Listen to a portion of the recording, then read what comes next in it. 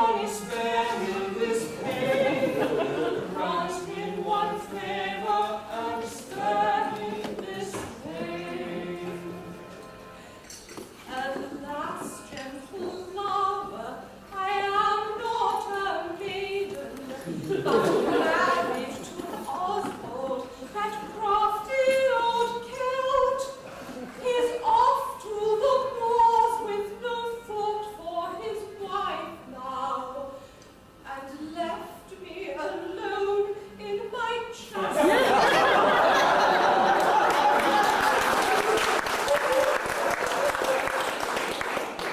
Chastity belt, chastity belt, left me alone in my chastity belt.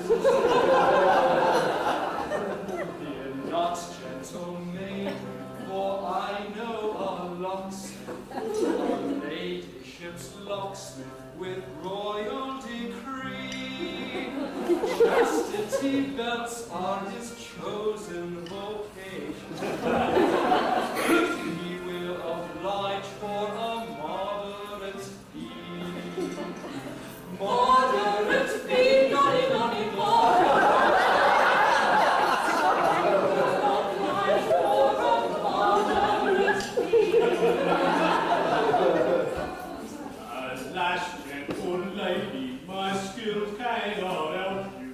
My technical knowledge is of no avail. I can't find the secret to your combination. Your husband, dear lady, has fitted a gale.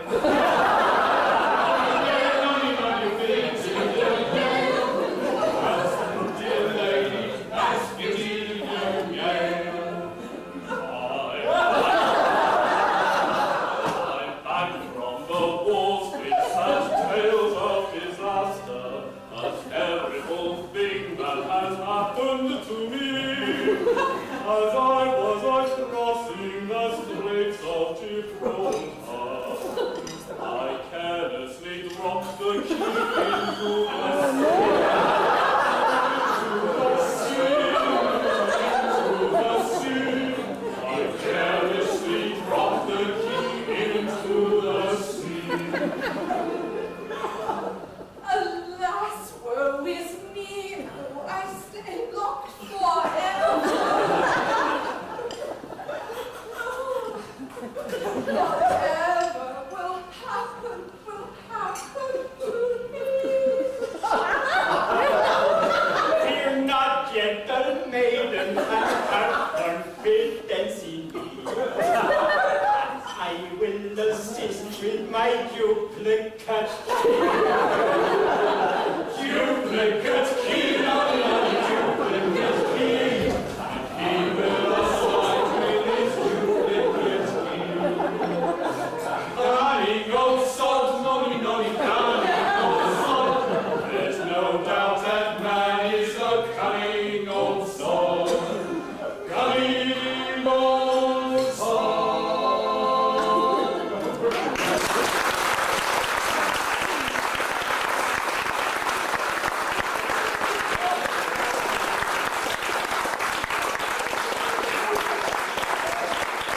How does one follow that? Mr. Anderson, I can hear your knees knocking. That's not like my wallet. My wallet falls on the floor. For your second delectation this evening, we have a piano and clarinet duo. Tim, John, give them the phone. Give that bit. Come on then, Tim. Give them. Not so fast, Tim. A little story about the music. You're going to tell a little story. But it's just called, it's called a Truro Maggot. Fancy or whimsical idea. And the fact that the composer, Philip Brown, was living then in Truro. Truro is a delightful town in southwest England in Cornwall. So maggot, of course, is used for baiting fish. And here we are. This is called Truro Maggot. Being played, believe it or not, for the very first time here in Oman. And if any of you can spot how many beats there are on the body, you're very clever, yeah? Ladies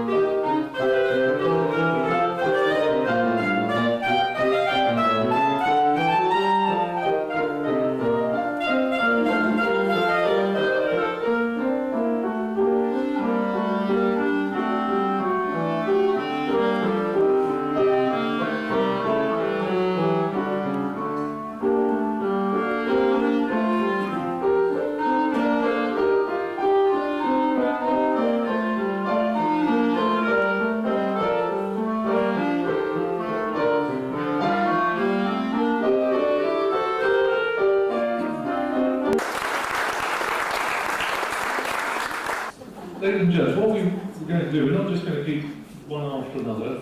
Clearly you need a little break to ensure you've got your glasses well charged. So we'll take a few minutes. I'm just a girl who can't say no. I'm in a terrible fix. I always say, come on, let's go. Just when I never say this. When a fellow tries to kiss a girl, I know I only hear his face and smile. But when someone comes and kisses me, I suddenly feel I'm on a kissing ground. Say no.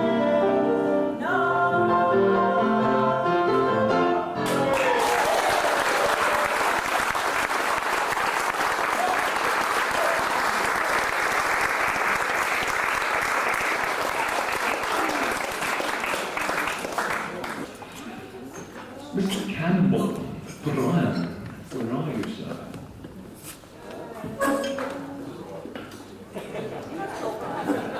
What we're trying to do now, according to the script, is to correct the balance. Basically, we're now taking a poem from one of the other hemispheres. Thank you. We need something, as David said, from one of the other hemispheres. And here's a story from the Australian bush. It's a little place called Piper's Flat. It's a peaceful spot, Piper's Flat. The folk that live around keep themselves by keeping sheep and turning up the ground. But the consequences are erratic. Sorry, no, that's not right. The climate is erratic. And the consequences are the struggle with the elements is a lasting war.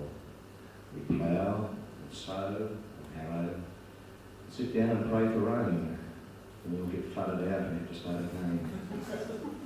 But the folk are now rejoicing as they've ne'er rejoiced before, for we have played Malongo cricket, and McDougal topped the score.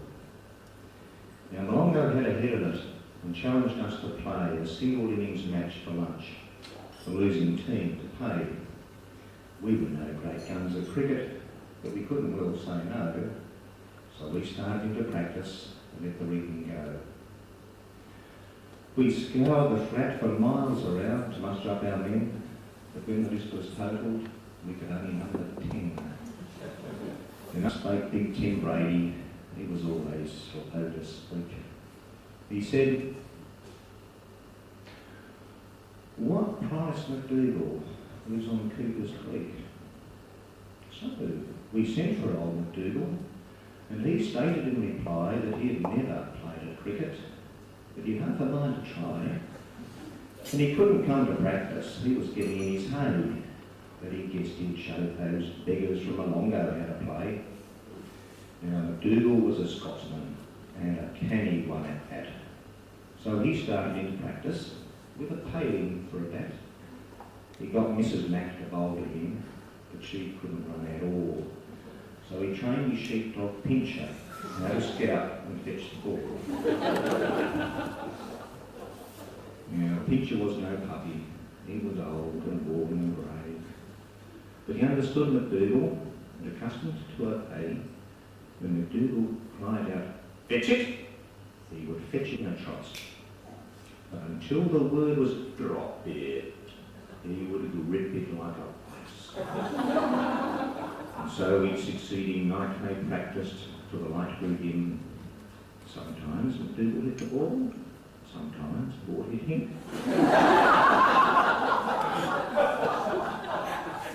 But when he struck, the ball would plough a furrow in the ground. And when he missed, and all the impetus would turn him 3 times round.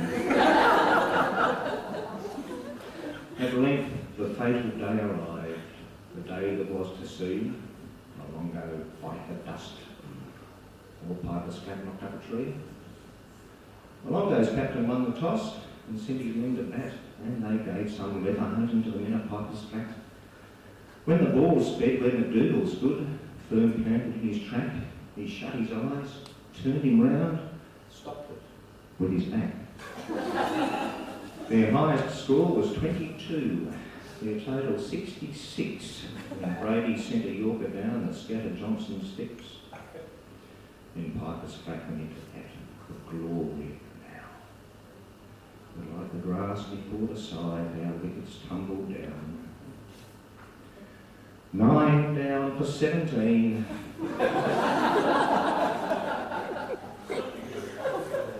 50 more to win.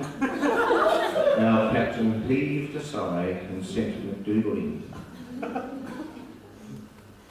£10 you lose it, cried a barracker from town. But McDougal said, "I'll take it, lad," and plonked his money down. And he girded up his moleskins in a self-reliant style. Tossed off his hat and his boots and faced the bowler with a smile.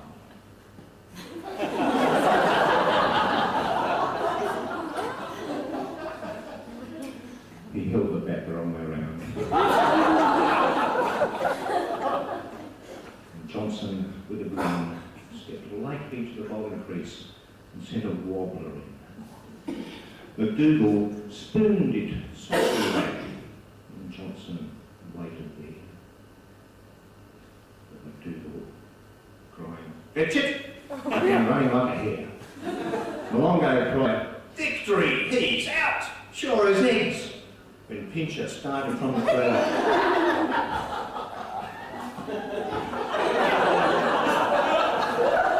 Ran through Johnson's legs. He seized the ball like lightning and ran behind a log. McDougal kept on running.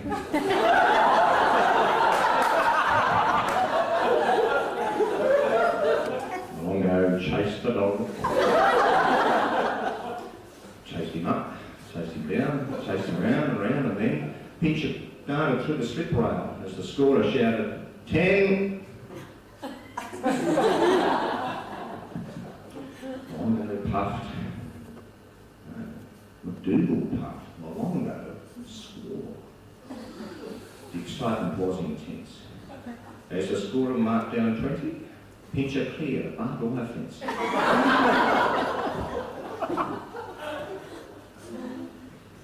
"Let us hit him," shrieked Malongo.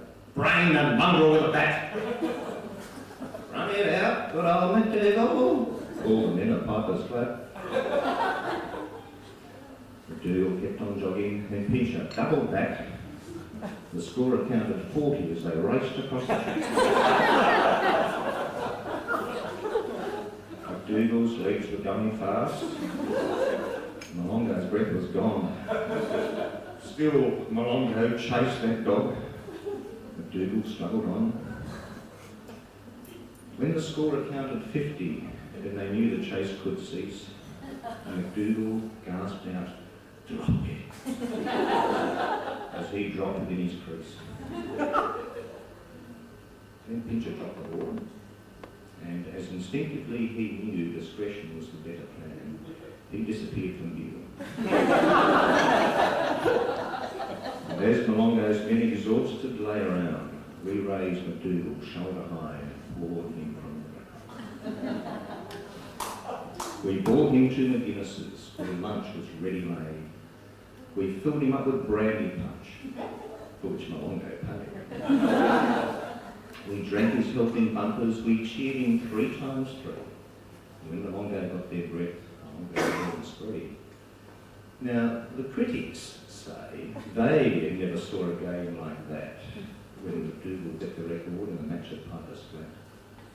But the folk are now jubilating as they never did before, for we played Malongo cricket and McDougal topped the score.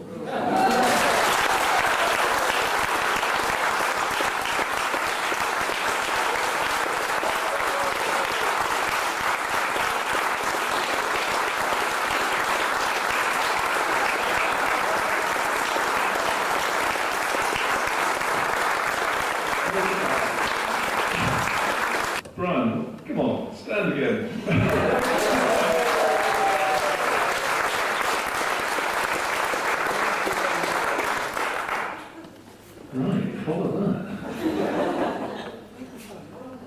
Sarah.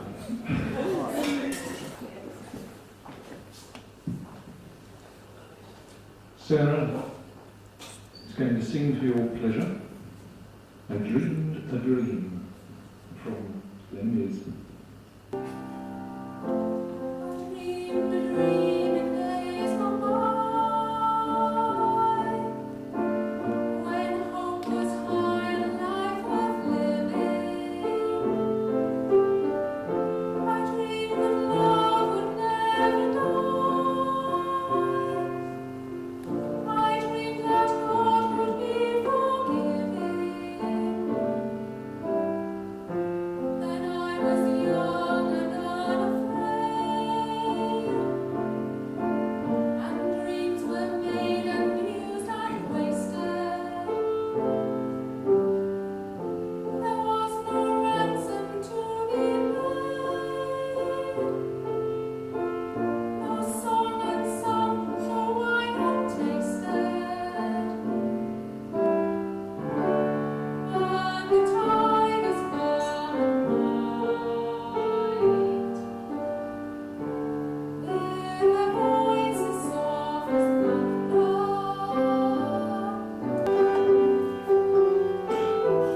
I had a dream my life would be so different from this hell I'm living, so different now from what it seemed. Now life has killed the dream I dreamed.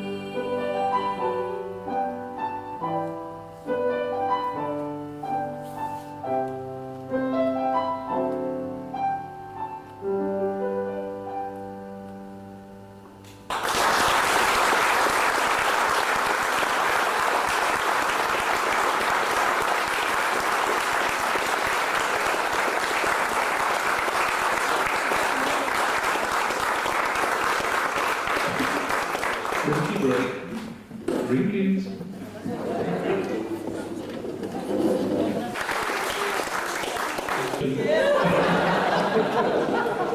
Oh, brilliant. Alfred is now breaking his neck, rushing down the stairs. Palpitations. Heart is beating. Gives me a chance just to fill the gap while he walks gently towards the stage. Ah, Alfred, you're here, sir. Yes, sir. Thank you, sir. Good evening, sir.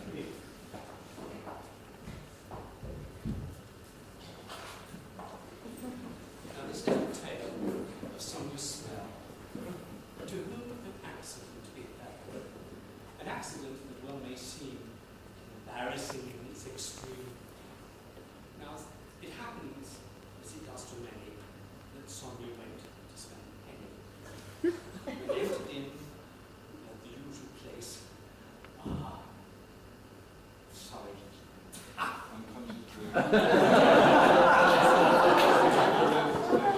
I then did him on his grace. The properly appointed place was at the local railway station, where she sat in meditation. Unfortunately unacquainted, the woodwork had been freshly painted, and Sonia found, to her surprise, her inability to rise.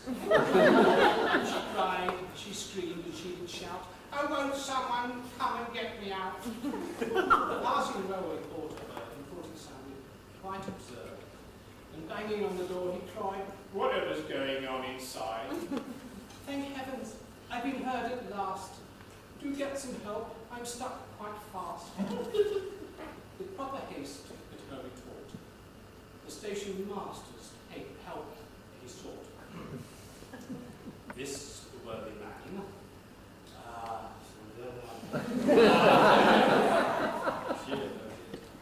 this worthy man, gosh, I knew this this worthy piece of luck. The local policeman must be seen. But first, was he in the 6:15?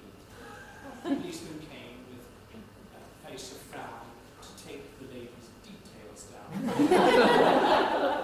And seeing he could give no aid, he summoned the local fire brigade.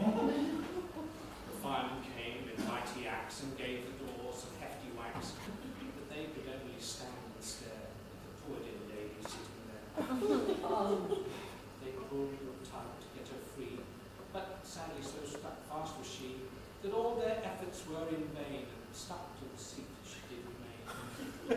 With saws and axe they cut the seat, and raised poor Sonia to her feet. As they carried her to an ambulance, a fireman gave a backward glance. The lady was absolutely mortified. Her cheeks aflame, she loudly cried, "What are you stood there staring for? Have you never seen this sight before?" "Yes," said the fireman, unashamed. "Many times, but never framed."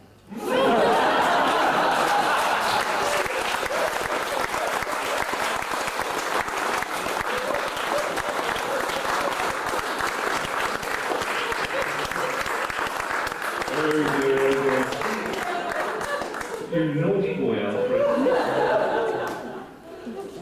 Gina's blushing. Oh no, it's a pink dress, sorry. Maude, where are you? Linda. Linda's in popular demand tonight. Is it piano? Yes, it's the piano this time.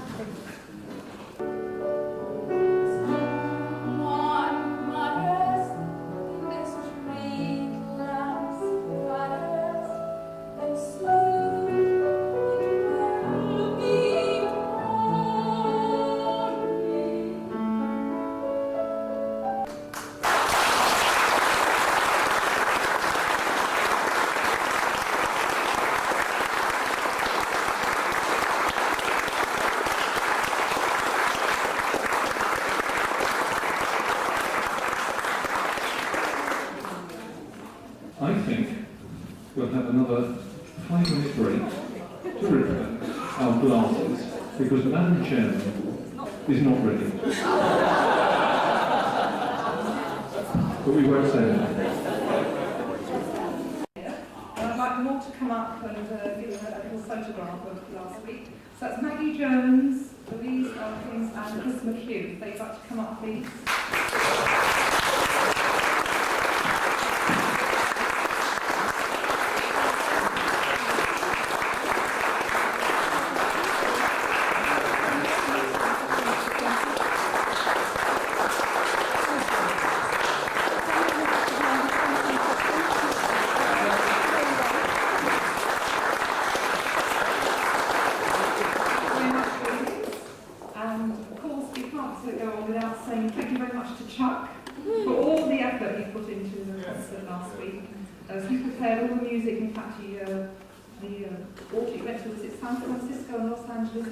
Doing research to get that music into the concert. So Charlie would like to come up.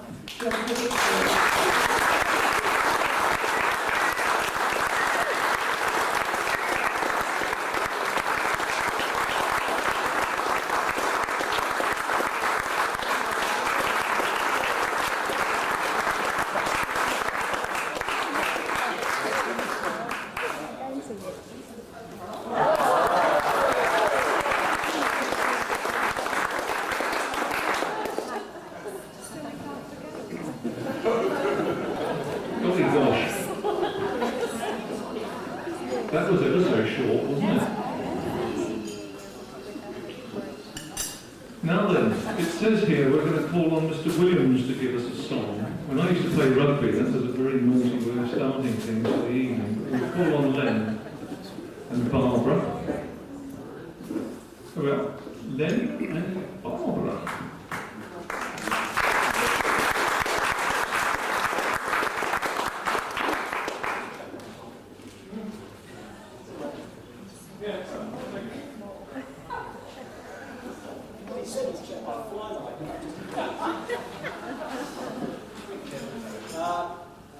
I'd just like to say thank you to Barbara for accompanying me tonight. When I first joined the Muscat Singers in 1980, Barbara was director of music. She's all right now, though. Beware of her. 3 years ago, at this same self-abusement evening, I sang a couple of Flanders and Swan numbers, and somebody suggested it might be time to dust them off and appeal to my lazy nature. I haven't learned anything new. So here we are. The first one's called the Gasman Qaboos.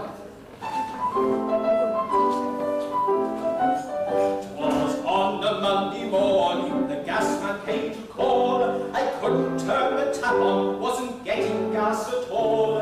He had to pull the floorboard up to try and find the main. So I had to get a carpenter to put it back again. Oh, it all makes work for the working man to do.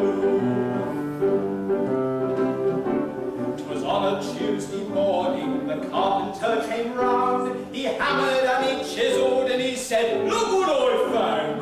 Your joists are full of dry rot, but I'll soon put that to right." Then he nailed right through a cable and out went all the light. Oh, it all makes work for the working man to do. 'Twas on a Wednesday morning the electrician came. He called me Mr. Williamson, which isn't quite my name. He couldn't reach the fuse box without standing on a tin. Then his foot went through the window, so I called the glazier in. Oh, makes work, well, you know what's the work you're going to do. It was on a Thursday morning the glazier came along with his blowtorch and his putty and his merry glazier song.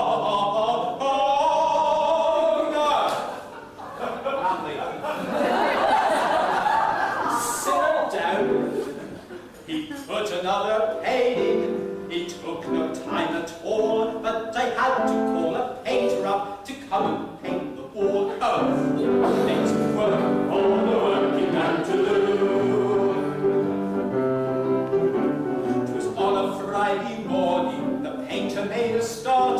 With undercoats and overcoats he painted every part, every nook and every cranny. But I found when he had gone, he painted over the gas tap and I couldn't turn it on. It's work for the working man to do. On Saturday and Sunday they do no work at all.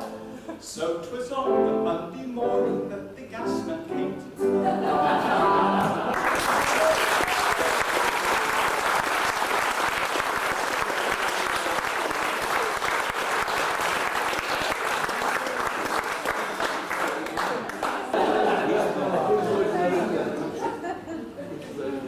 Josh.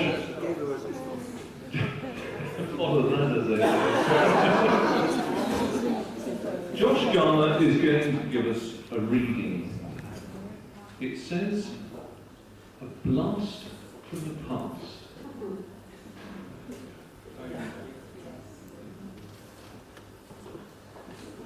Being new to the Muscat singers, I'm sort of learning pretty fast the standard that's set. And the tedious means they go to persuade you that they don't really set that higher standard, and it's all a bit of fun, really. Thank you, Josh. Your inauguration was well received, obviously.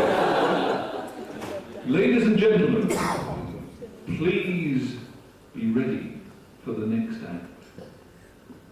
For your interest, concerned amusement, and other elements of surprise. Ladies and gentlemen, the Spellbinders!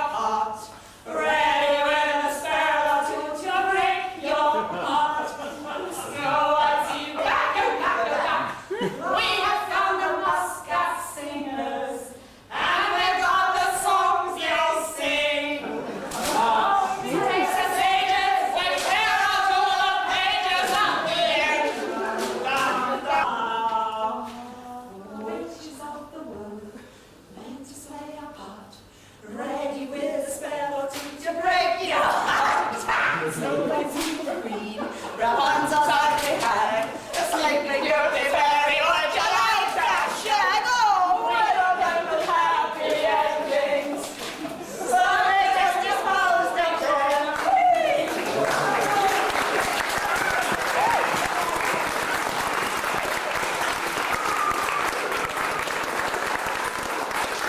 Come on, you can't come back in here. You can't do that. Back for an encore. Where are they?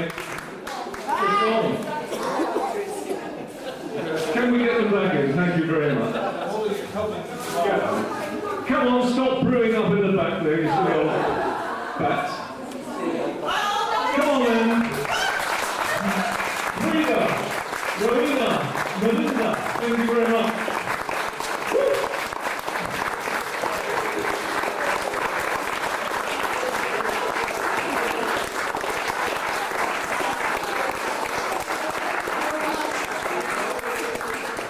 Chuck, you can see what they think of the music, can't you? Mr. Trounsem, 'tis your turn, sir. Mr. Stallwood, your accompanist.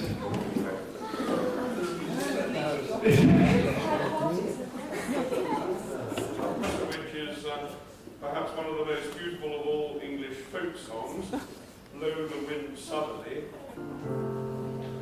Blow the wind southerly, southerly, southerly, blow the wind south for the bonny pussy. Blow the wind southerly, southerly, southerly, blow bonny breeze, my lover to me. They told me last night there was ships in the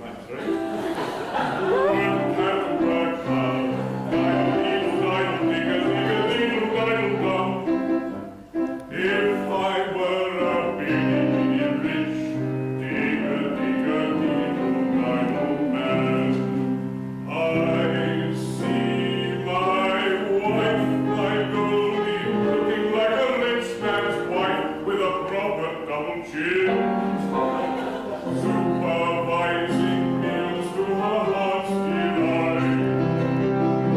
I see her putting on airs and strutting like a peacock. Oh, what a happy mood she's in, screaming at the servants day and night.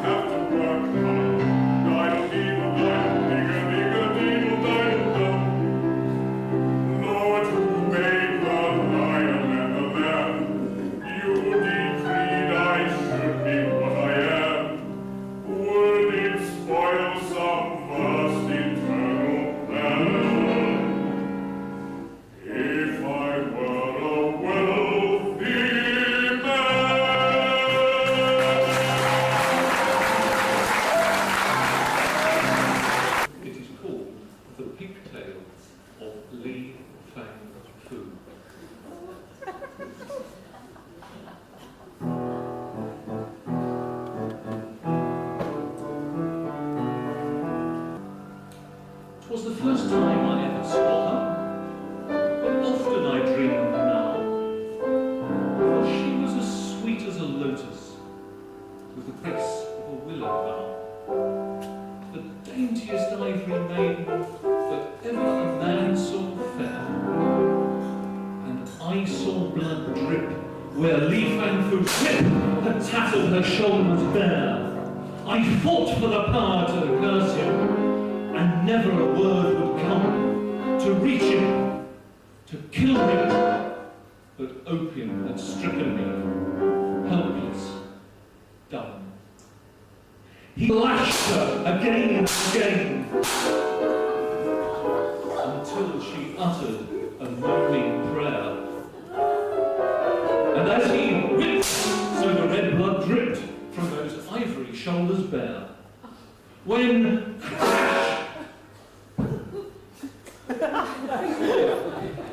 When the window behind me, and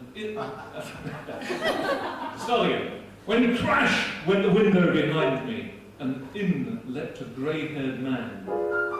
As I tore the whip from that devil's grip, I knew him 'twas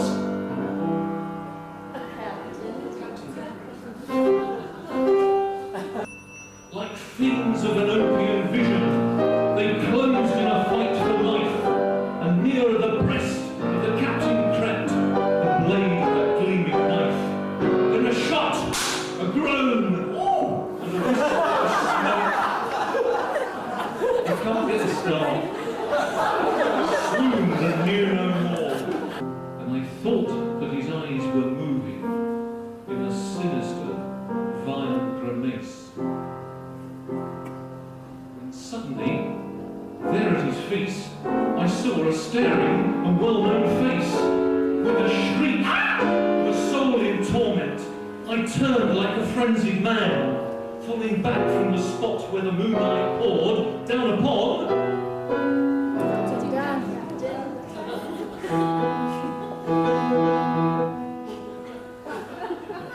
He was dead, and in death was fearful, with features of ghastly hue, and snake-like around his neck was wound the pigtail of Li Fang Fu.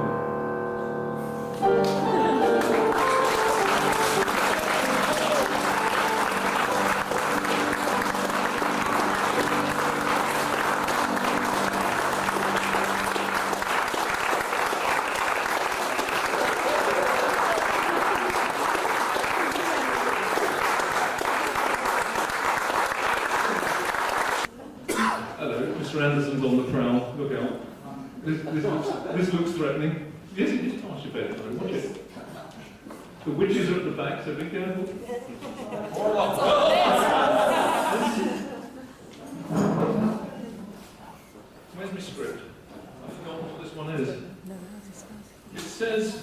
It's a Slavonic dance. Basically, it's a piano duo. Well, there's three of them there, but I think one's turning pages.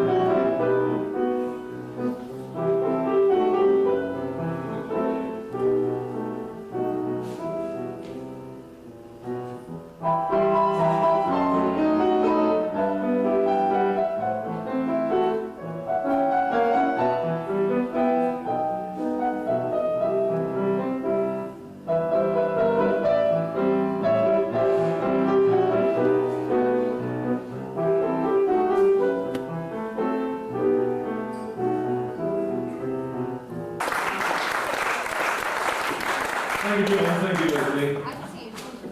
Well, that, according to the programme, at 11:30, is the last number.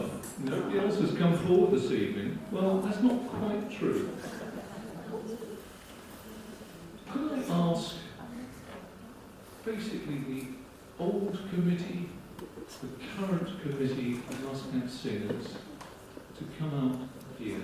You know who you are, because you've all been warned about this. But particularly, I would ask if those people would come out and take their positions up here. And maybe Chuck would like to sit in this chair just here.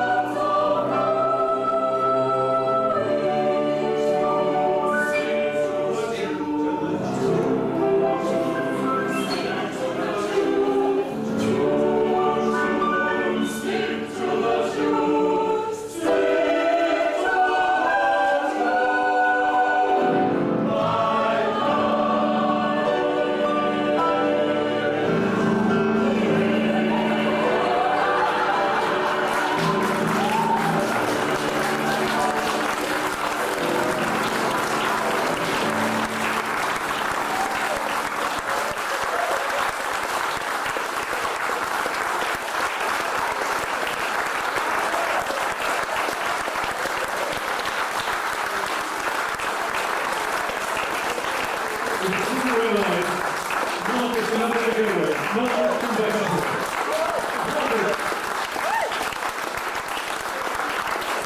Marcus spent the short of only a few minutes putting those words together. I don't know what they were. Marcus is fantastic. Also, Marcus.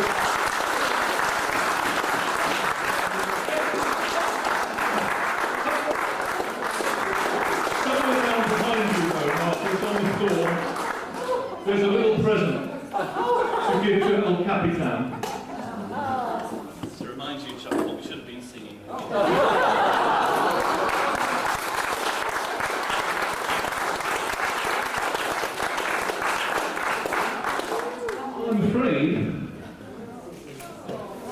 afraid. That's it. And there's lots of drink. Shut up, you nearly. We will see you next time.